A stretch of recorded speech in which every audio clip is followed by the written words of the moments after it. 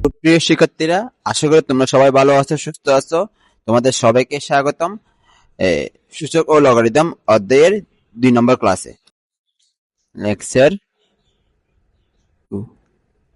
তো আসো, আজকে আমরা অনুশীলনী 4.1 এই ম্যাথগুলো করব। ঠিক আছে, এর মধ্যে আমি সরল করো 1 থেকে 8, এই ম্যাথের মধ্যে আমি 6টা ম্যাথ করে দিব, বাকি 2টা ম্যাথ SW, অর্থাৎ 1 নাম্বার এবং 3 নাম্বার ম্যাথ স্যার আমি বাকি সবগুলাই তোমাদেরকে করিয়ে দিব। আসো তাহলে শুরু করি। 2 নম্বর ম্যাথ যেটা, তাহলে এটা কি বের করতে বলছে, এটাকে সরল করতে বলছে। তো দেখো তো, আমরা রুট, সাপোজ ধরো রুট এ, রুট মানে কি, আমরা রুট মানে জানি যে এ এর পাওয়ার হবে কত 1/2, কেমন। তো এখন মনে করো তোমাকে 3 রুট এ দিছে, তাহলে 3 রুট মানে কি, এ পাওয়ার মানে এর পাওয়ার হবে যে 1/3। আবার ধরো 4 রুট দিল, 4 রুট এ, তাহলে এখানে 4 রুট মানে কি, 4 রুট মানে হচ্ছে যে এ পাওয়ার হবে 1/4।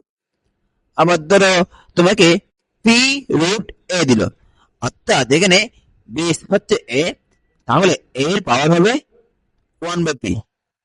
আবার ধরো মনে করো রুট পি কিউ এ, তাহলে এখানে এ পাওয়ার হবে কত 1/p কিউ।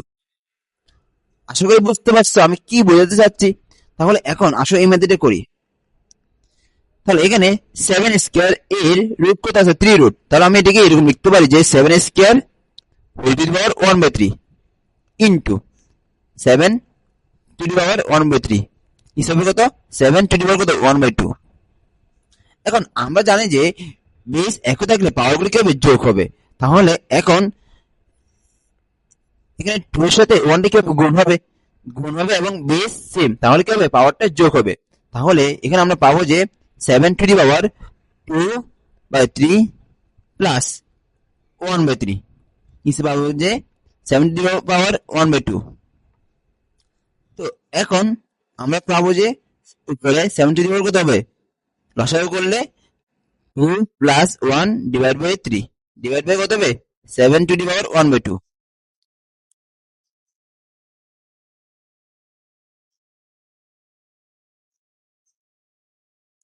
এরপর এখানে পাবো যে 7 টু দি পাওয়ার কত 3/3 হিসেবে পাবো যে 7 টু দি পাওয়ার 1/2। সুতরাং 7, যেহেতু এখানে বেস একই এবং তারা ভাগে আছে, ভাগ থাকলে কি করব, আমরা পাওয়ার গুলা বিয়োগ করব।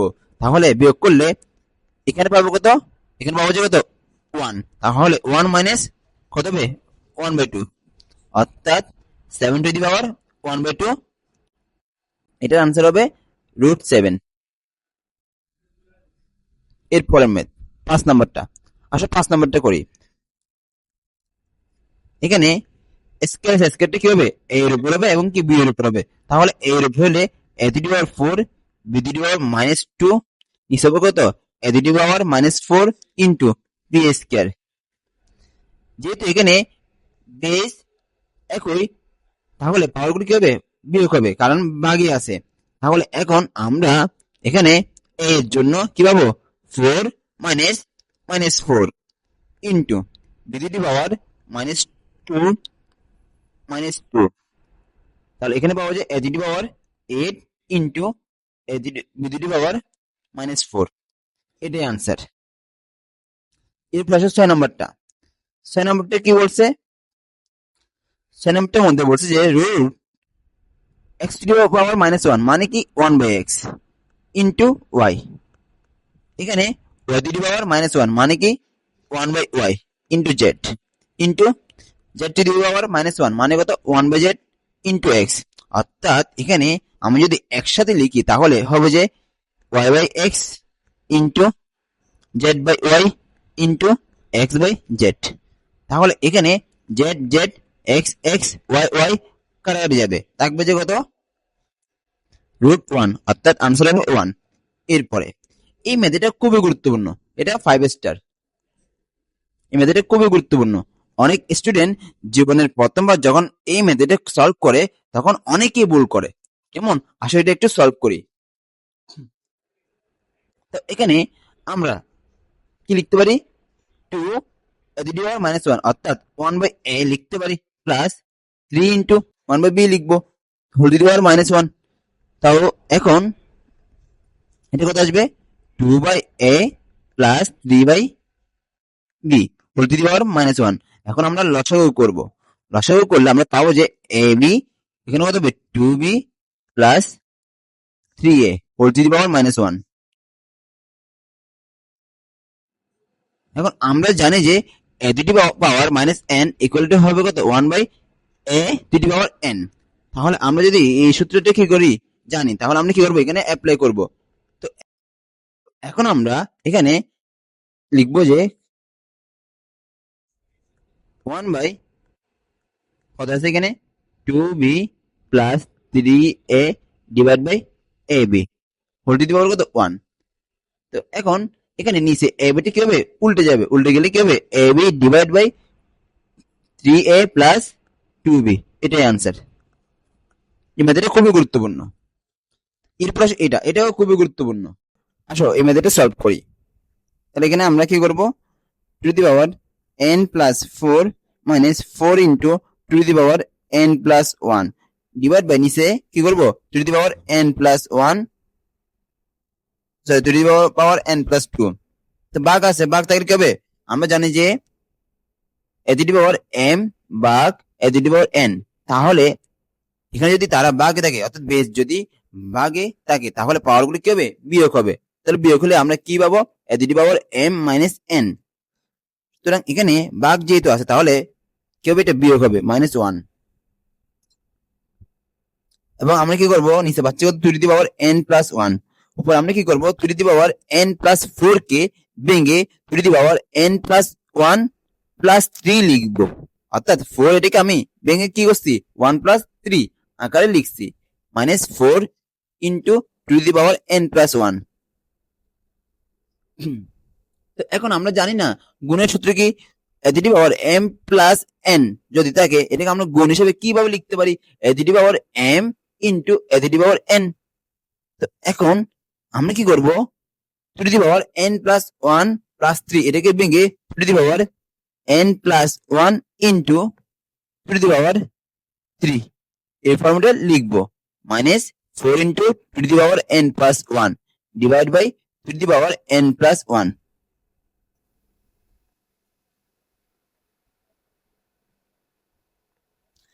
এখন এখানে to the power n plus 1 common যাবে, তাহলে কমন নিয়ে ফেলছি, থাকবে কত, 2 কিউব মানে কত, 8 -4 ডিভাইড বাই নিচে আছে কত, to the power n plus 1।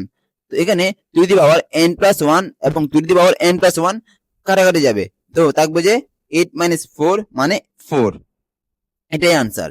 এর পরেরটা 8 নাম্বার, এটাও আসো আমরা এটা সলভ করি। তো এখানে বেস হচ্ছে কত, 3, কেমন।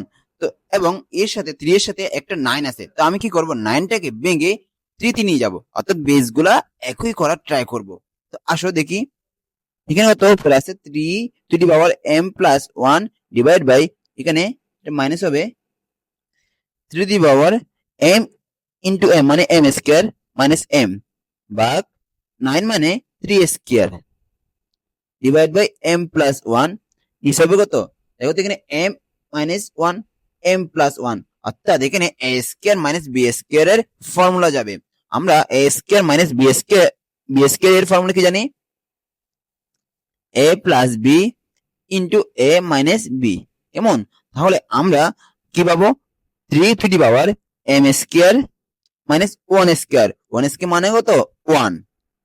এখন দেখো তো 3 আর এই 3 কিসে আছে, ভাগে আছে, ভাগ থাকলে পাওয়ার গুলো কি হবে, বিয়োগ হবে, ভাগ থাকলে পাওয়ার গুলা বিয়োগ হবে।